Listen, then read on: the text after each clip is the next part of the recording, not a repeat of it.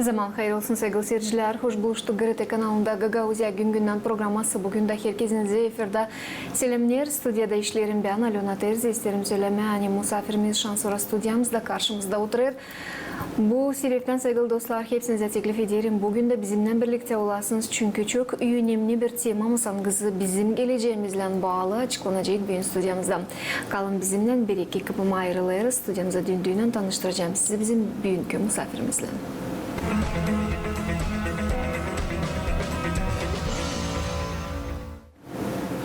Açıklayacağız temamızı angısı bağlı bizim geleceğimizle söyledim sevgili dostlar programın çekilmesinde de elbette ki bizim geleceğimiz o bizim uşaklarımız, bizim evlatlarımız, o uşacıklar angıları küçücükten ta ilk adımlarını uşak başçasına yapırlar hem o ne soy bilgileri, angı becirmekleri onlar kabul ederler. Elbette ki yenilkin ailede o da uşak başçasında onların yöte doğru yedilecekleri de öyle gider.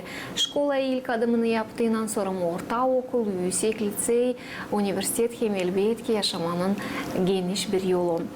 Ailenin hem uşak başçalarının aralarında bağlantı, yeni projeler için bugün gidecek stüdyamızda, bugünümüzde misafirlikte bulunur Gagauzya Öğretmek Bakanlığı'nın baş uzmanı Lidia Ostaş. Lidia, zaman hayır olsun, hoş geldiniz stüdyamıza. Zaman hayır olsun, hoş bulduk. Söyledim seyircilerimize, hani programımızın teması bugün geleceğimizle bağlı. Biz büyükler ne söyleriz? Bizim geleceğimiz o bizim uşaklarımız. Kimin için biz yaşarız, kimin için biz işleriz, kimin için biz savaşırız. Hem o ne soy temeller olacaklar, ne soy duyguları, becermekleri hem bilgileri biz daha küçücükten kendi uşaklarımıza koyarız. Öyle onların yaşamakları öteye doğru gider. Bugünlerde güzel bir programa geçti Moldova Devleti'nde. Ben isterim canabeniz açıklayasınız çünkü siz katıldınız bu projekte, bu programaya. Hem sizden kare ta Gagauzyan uşak başçaların terbiye edicileri de katıldılar. Projektin adı 100 yeni masal. Doğru mu? Anladınız bize bu projekt için biliriz. Hani Moldova Devleti'nin ministerliğine, öğretmek hem araştırmak ministerliğinden geçirilir. Ne soy çıktı bu teklif pay alma hem ne kadar büyün lazımını, önemini böyle projektlerde pay alma. İsterim açıklama. Hani biz Gagauzya'dan katıldık 3 kişi, 3 öğretici. Ben hem de 2 uşak başçasından öğreticileri katıldık bu kurslara, seminarlara. Anglar adlı öğreticiler için. Biz orada öğrendik, yeni bilgiler aldık. Anglarını sonra lazım verelim, gösterelim. Bizim Gagauzya'dan öğreticiler için, terbiye edicilere için. Onlara kim çalışır uşaklarla, işler uşaklarla Gagauzya'nın anaokullarında. Biz olduk 3 formatör. Orada bizimle hem katıldık oraya biz hem de Moldova'nın başka hepsi Moldova'nın değil hepsi ama her bir rayondan vardılar terbiye ediciler. Angları hepsimiz biz birlikte öğrendik. Yeni işler tekrarladık. Katıldık, grupalarda işledik. Hepsi bu bilgilerle biz lazım paylaşalım bizim öğreticilerimiz, bizim terbiyecilerimizle. Biz 3 günün içerisinde öğrendik elementleri, etapları, anglarını biz lazım uşaklarla geçelim. Onları doğru verersek uşaklarımıza, doğru geçirersek, doğru metodları kullanırsak, hepsi onlar çok önemli. Uşaklara doğru soru verersek, bunları öğrenirken, o zaman biz geleceği sonra hani uşaklar kendi hem de havezle kendileri hem de havezle öğrenciler okuma. Bu çok önemli çünkü biz anlarız ne kadar önemli biz büyütelim uşakları angları severler, sevgiyle okuyarlar. Bunu da uzmanlar da söylerler hani biz bunu lazım başlayalım en küçük yaşta uşaklarla tabii onlar başlarlar aileden.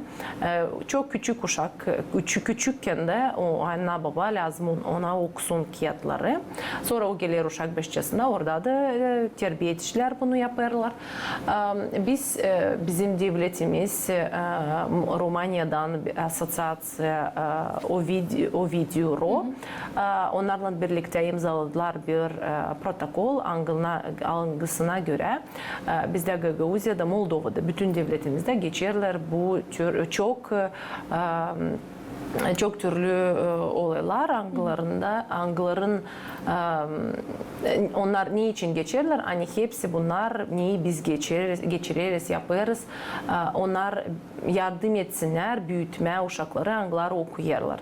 Anlarız hani bu da çok pay alırlar terbiyeciler uşak bahçesinde. Hem de o analar hem babalar.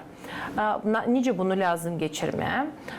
Biz orada bu bilgileri alıp sonra biz lazım Gagauziya'da bunu planlayacağız, yapacağız, organize edeceğiz Gagauziya'da seminarlar. Biz lazım kuralım bir grupa. 20 terbiyecilerden 6 saatin içinde geçelim bu seminarı. Öğrenelim yani ve onlara verelim o bilgileri anglarını orada aldık. Hepsini biz orada öğrendik. Roman dilinde geçti bu seminarlar, kurslar. Biz şimdi benim kolegalarla, anglarla katıldık orayı. Lazım düşünelim. Planlayalım, hazırlayalım hepsini.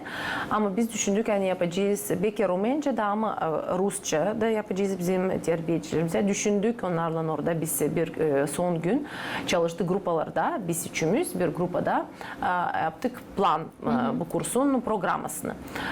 Kaçta başlayacak, ne öğreneceğiz, hangi saatte ne yapacağız, nece çalışacağız grupalarda, adı ne olacak seminarın.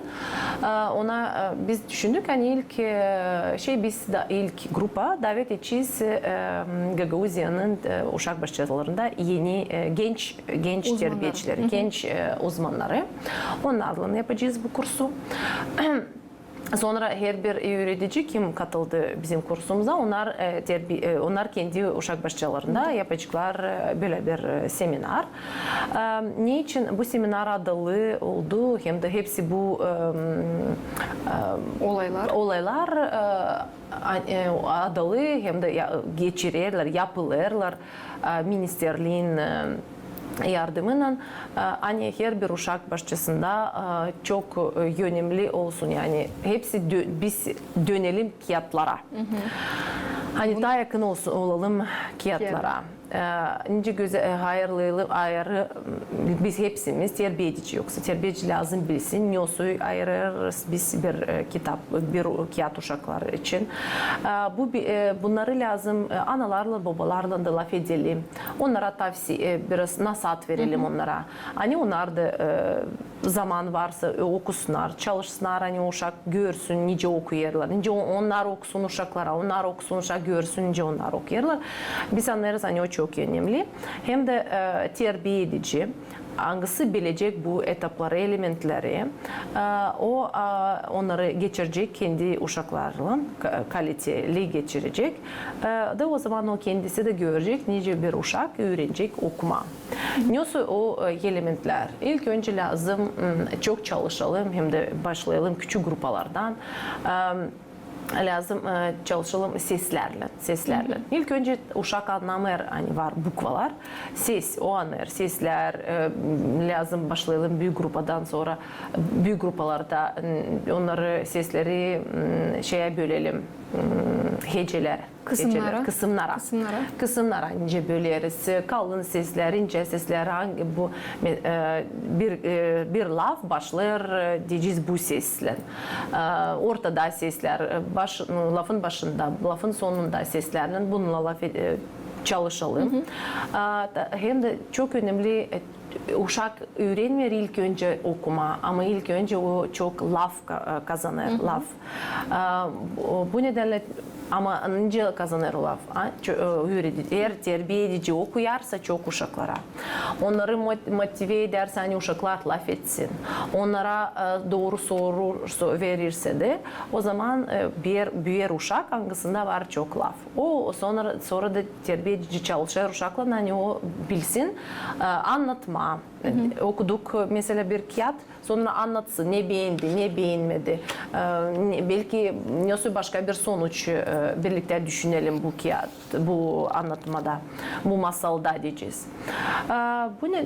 Bu böyle bu takım işlerse bir terbiye edici ama biz ona bu seminarı yapacağız. Hani anlatacağız nece lazım yapma, nasıl etapları geçirme, nece lazım doğru okuyalım. Hepsini orada biz gördük bunları. Ben bilirim hani bizim terbiyeciler bilirler çoğu bilgilerini ama biraz yeni elementler katacağız burayı. Belki bir şeyler, belki bir terbiyeciler anlayıcılar hani bir şey yanlış yaparlar. Yeni bilgiler her zaman iyidir. Biz onları anlatacağız. Hep gruplarda işleyeceğiz. Hani her bir terbiyeci anlasın nice onu lazım doğru yapma, doğru okuma. Hepsi etapları okumanın var. Bir masal okumasının var etaplarını.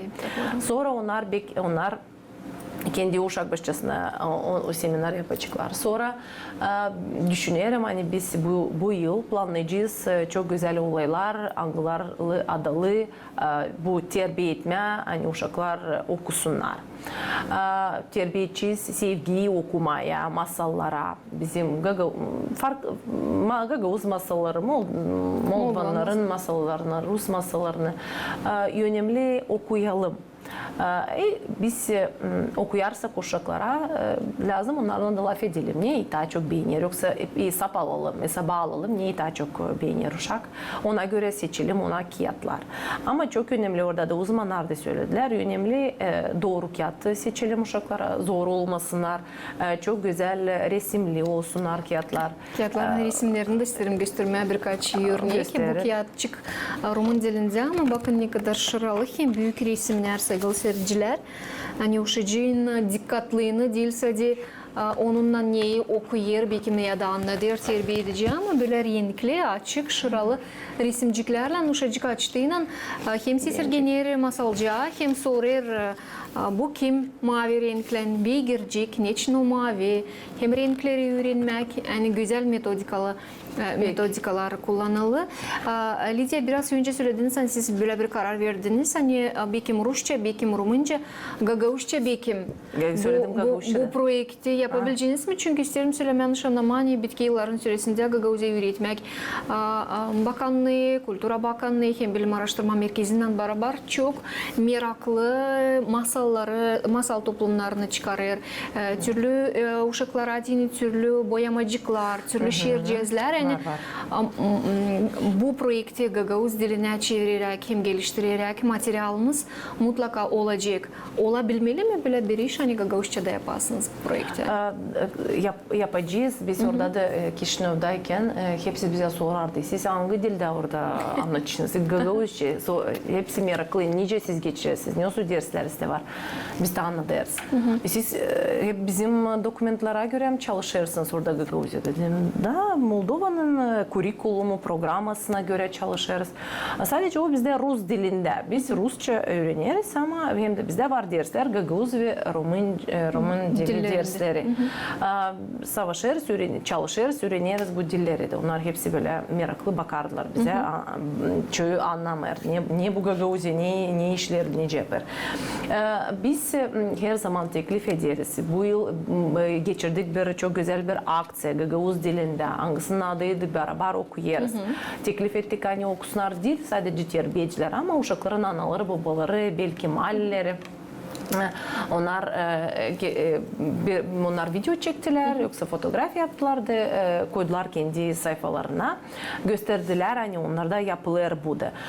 Ben bakarak bu fotoğrafyalara, videolara anglarını gösterdiler, koydular internet sayfalarına uşak başçılar. Anladım hani bu çok meraklı bir aksiya. Beğendiler onu, terbiye ediciler. Onlar teklif ettiler hani analar babalar katılsınlar, büyük baş katyular, büyük kakular uşakların geldiler, kimse hazırladı, getirdi, çağırdı onları uşak bahçesine.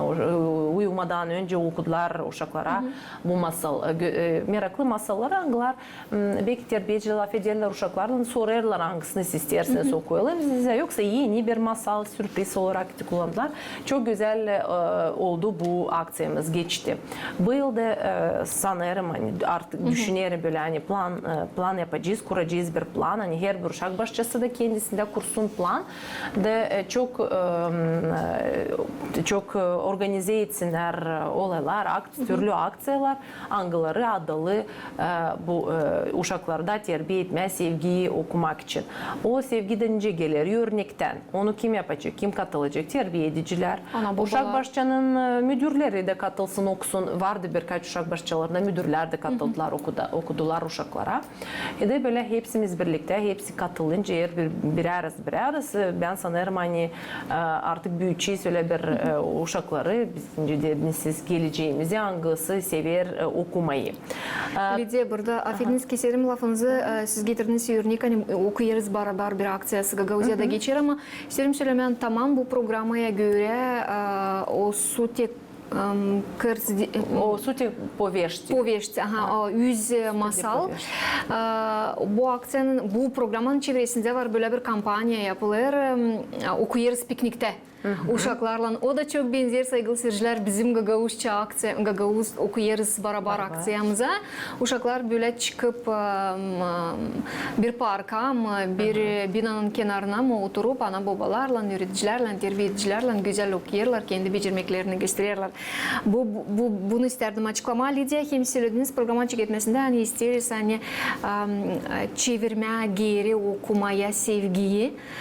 Bizim küçüklüğümüzde ne kadar yaşayanlar, insanlar, vatandaşlar okuyardılar, okuyan bir devlet sayılardık. Biz hani bibliotekalar, gazetalar, kağıtlar, her bir evin mutlaka vardı bir büyük stenka derdik, ona bir büyük gardırop. Hangisinde mutlaka doluydu kağıt, hem her bir ailede okuyardı uşaklar küçükten ta. Bugün bu zamandaş teknolojiyaların gelmesinden telefonlar, kompüterler, planşetler, onlar biraz kalırlar geri ama gene de bu gerçekten terbiye etme prosesinin önemli bir adımı. Uşak bahçelerinde bugün acaba kaçar yaşında uşaklar başlarlar öğrenme, okuma? Şkolaya gidince onlar okuma lazım mı? Mutlaka bilsinler mi? Yoksa bu istedikleri yok mu? Şimdi bizim standartlarımıza göre uşak bahçelerinde var standartlar. Bu standartlara göre uşak okula hazırlanır. O lazım olsun hazır okumak için. Hazır olsun çünkü hani hazırlansın biz onun için yaparız çok metotlar kullanırız. Hem de başlarız küçük gruplardan. Söylediğim ilk önce çalışırız çok seslerle. Genişletiriz uşakların laf zibilliğini. Hani onlar daha çok laf bilirsinler, laf etsinler. De bunları bir uşak bildiyse o zaman o çok hızlı başlar okuma. Hem de başka da bizde var çok önemli elementler, anglarını kullanarak uşak kendi başına çekilir okuma. Var çok yanlışlıkla yaparlar. Yani otururlar uşağa ve başlarlar mekanik olarak onu öğretiyorlar. Mesela bu M, A, hadi iki, ekleyelim, bakalım nasıl ses olacak. Ama ilk önce çalışırız konuştiğintizari onlar bize anlatırlar. Hani uşak anlasın sesleri. Yani lafta var sesler. Sonra bir lafta var kısımlara böleriz bu lafı kısımlara metotları kullanırız angıların metotlar kullanırız onları da biz anlatacağız terbiyeciler ben bilirim hani çoğunu da bilirler ama daha yenileteceğiz kendi bilgilerimizi bu seminerlarda kısımlara böleriz sonra uşak lazım anlasın hani bu harf bu bukvanın var bir sesi nyosu ses biz onu kullanırız böyle schemalar. Sovyet Berlin'den de onlar var. Tutarım hakkında mesela böyle kullanardılar. Look var schema, resim, çocuk uşak göre resmi. Sonra bu schema var. Onlar da Elkonin uzmanına, Rus uzmanına metodikasına göre uşak lazım koysun. Magnet diyeceğiz böyle. Dağılabilecek anite var. O zaman bu 4 sesin var 4 bukvası. Sonra o lazım anlasın grafema ve fonema. Fonema o ses, grafema o bukvası. Anlasın onları birbirine yapsın. Onlara biz öğrendik dekodifikare. Yani bulsun bu harfinin açıklama. Kodları açıklamak. Bulsun bu bukvanın sesini yani kodunu. Açıklasın, anlasın. Bunları, bu elementleri yaparken artık sonra o kendi başına öğrenecek okuma. Ama ondan önce biz ne yaparız? Biz başlarız okumaktan. Yani uşağın o geliştiğin ses, o anlasın sesleyince o anlayacak, yani bilecek, çok laf bilecek. Sonra bu seslerden laf için çalışacağız. Sonra uşaklar kendi başına başlayacaklar okuma. Böyle söylerler uzmanlar, böyle onu gördük orada. Biz de tabii lazım uşaklarla açan okuyarız. Bizde var etaplar. İlk önce biz uşaklarla laf ettik. Bu kağıt için. Yani birkaç soru sorduk mesela. Sabahleyin ne yediniz? İmarta. Kim verir imarta? Bir tavucak. Nerede yaşar tavuk? Onlar söyleyecekler. Kümeste. Evde. Acaba ne için okuyacağız bugün? Gösteririz ona resmi, kağıdı, nasıl okuyarız çocuğun, uşakla bir orada lazım oturalım. De okuyarız, ona başlarız okuma. Var etaplar pre okumak, sonra okuyarız. Sonra var okumaktan sonra laf ederiz uşaklarla. Neyi beğendiler, neyi beğenmediler, kim personajlar, neyi öğrendik biz bu kağıttan. Sonra bizde orada da verdiler bu programa göre biz çoktan onlarla çalışırız. Katıldık başka seferde, başka seminarlarda. Onlar verirler çok güzel böyle fişalar. O fişalara göre uşak bence veririz ona sonra bu fişe uşak bence resimlesin bir personajı mı, kitabın kabını mı resimler. Sonra burada okuyar emosiya, nasıl emosiya uşak bence seçsin. Burada kalpler. Yani bunları da kullanarak ben sanırım hani uşağın sevgisi, interesi büyüyecek. Bunları kullanırız. Sonra terbiyeciler için verdiler bize bunları kullanabiliriz. Yani her bir uşak başçasında biz önceden de bunlar için laf ettik. Çünkü gittik başka yıllarda katıldık bu seminarlara. Nerede bize gösterdiler bu kağıtları verdiler. Bu kağıtları gösterdiler ince çalışma, ince lazım okuma doğru uşaklara. Verdiler bize bu da anlattılar. Hani her bir uşak başçasında söyledik bizim uşak başçasında ben sanırım hani çoğu uşak başçasında onlar var. Insula lekturi onlar öyle söylerler. Yani bu bir okumak adası. Onu da çok bağlı ne kadar kreatif bir terbiye edici güzel okumak adaları bizim uşak başçalarımızda var. Farklı temalara göre. Donaklı. De bu da uşak bilsin, hani var böyle bir ada gitsin, alsın belki kağıt, belki bir fişe, belki bir şey resimlesin orada. Bunlar hepsi bunları biz ne yaparız, ne yaparlar terbiyeciler, yürüderler, yoksa yakınlaştırırlar uşağı kitaba. Yoksa onlar arkadaş oluyorlar. Biliriz hani kitaplar bizim dostlar. Lidya, biz elbette büyük merakla gözleyeceğiz bu projektin devamını. Hem elbette bekleriz sizi ta stüdyamızda gelirsiniz, açıklayasınız, gösteresiniz. Programımız yaklaştı kendi sonuna. Ben isterim sağ ol canım Benize Süleymani. Bulduğunuz vakit katıldınız, açıkladınız bu güzel niyetleri, güzel de onları başarasınız hem gerçekleyesiniz. Sevgili seyirciler, sizin tabrikleri aklınıza getirelim. Hani stüdyamızda misafir olarak bulunduğu Gagauzya Üretmek Bakanlığı'nın baş uzmanı Lidya Ostaş. Hepsinize derim sağ olun. Hani bizimle birlikteydiniz. Kalın sağlıcakla gelen buluşmaklardan GRT kanalında.